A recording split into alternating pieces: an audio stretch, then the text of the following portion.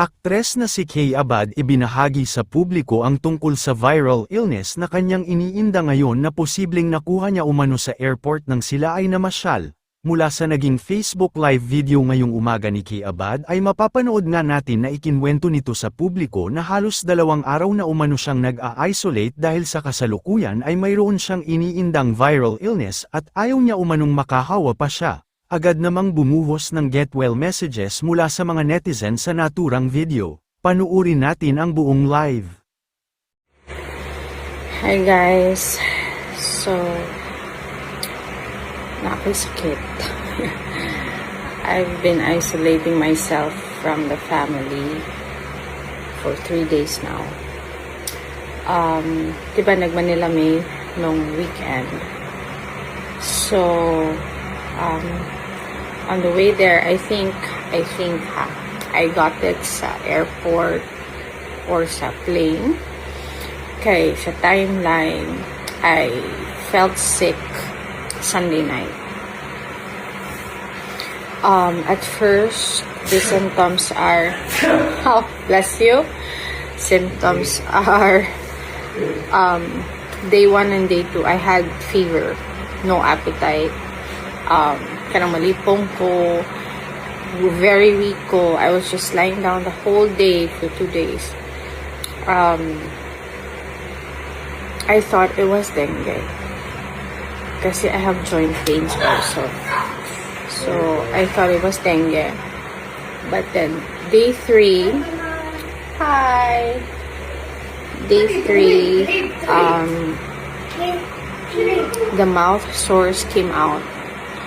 So, akala ko naman hand, foot, mouth disease. But when I showed the doctor the picture, especially my throat and the positions of kung asa ni gawas ang mga mouth sores, he said it's herpagina or herpagina.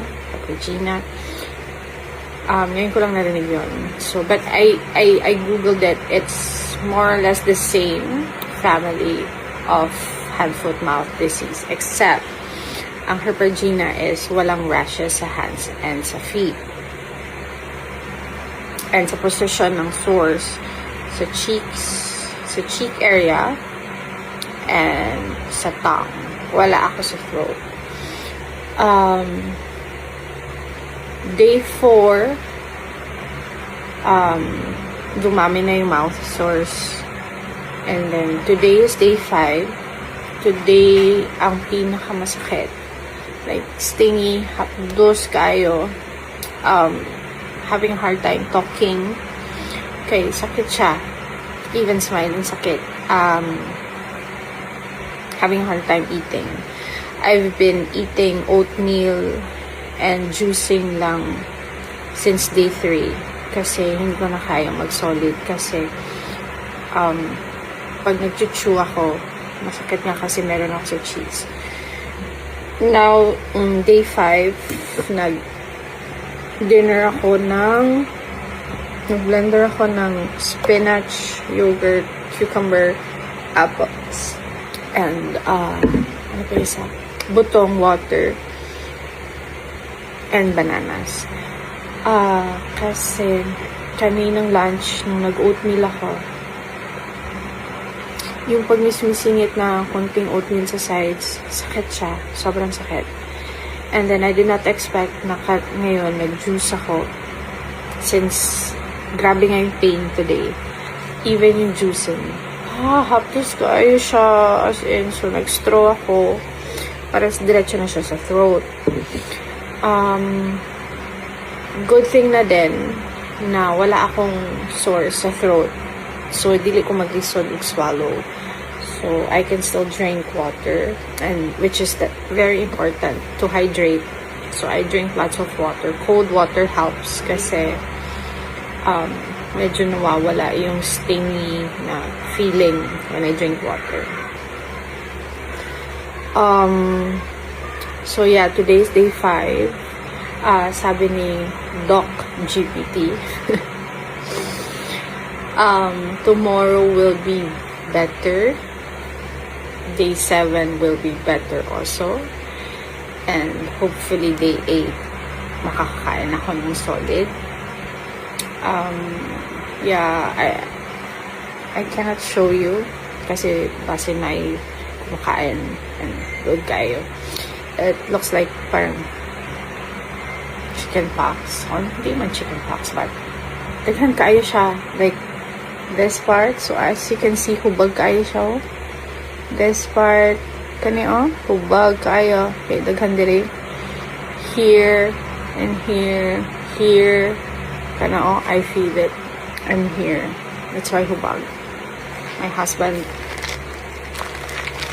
gave me this cold compress para okay. Marakog. Nabunutan ng ngipin. So, yeah. No medicine for this. The usual medicine for mouth sores. It won't work kasi parang ina-explain na lahi ni na mouth sores. It's not the usual. It's viral sores. So, wala siya tambal. All I can put is kanang mga numbing gel or pain reliever. But those, if I put or I drink pain reliever, it will only last 1-2 hours, 2 hours the most. And then it will come back. Yesterday nakaya ko pa. Today was grabe jud today. Was in really painful today. That's ba ako pain tolerance ha, I believe. But this one, like kanina pag sip na ako sa aking juice, makahilak jud ko. Sin sakit kayo, hapdos. It's not throbbing pain, it's hapdos and stingy. You know the feeling na kanang naakay mouth sores and then nabutang ka kanang tambal na kanang stingy kayo. Ano na feeling. So it's everywhere. So yeah, the difference of, to give you knowledge, kasi wala akong ginawa here sa room kundi mag-research the difference of hand, foot, mouth disease and hypergenia. The difference is yung position ng source kung saan lumabas. Hypergenia is more of the cheeks, here, tongue, gums. Ang hand, foot, mouth disease, sa throat, mouth,